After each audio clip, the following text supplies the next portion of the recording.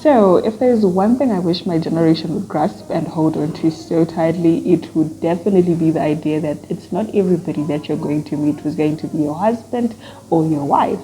Can we normalize the idea of seeing people platonically, before we romanticize them and, start giving them titles, or like my crush, my husband, my this, my that? You understand? I feel like in our generation, God is in the business of raising young quality men of substance, young quality women of substance. And if you're not rooted, you might just be blown away by every wind you see. Can you normalize viewing, your women in the church as your sisters and the men in your church as your brothers? Like what the book of Timothy tells us.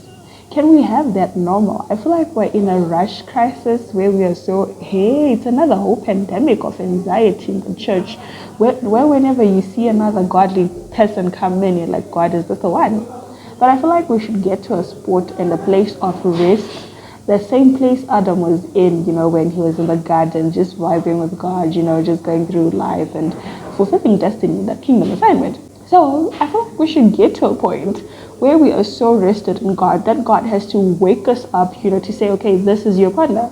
Not us continuously having to say, God, is this the one? Is this the one? Is this the one? Do you understand? I feel like it gets annoying if I was.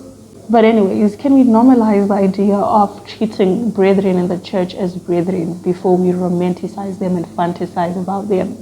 Let's get to a point where we are rested in God, knowing that at the right time is going to bring in your right kingdom spouse, your right kingdom husband.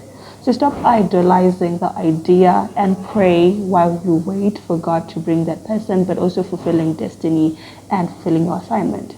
So yeah, there's just one thing I really wanted to say. Like, you always be doing too much. Every person you meet is your husband. Every person you're like, God, is this the one? Hey, I know you should watch and pray, but you always be doing too much. Rest, like with a capital R.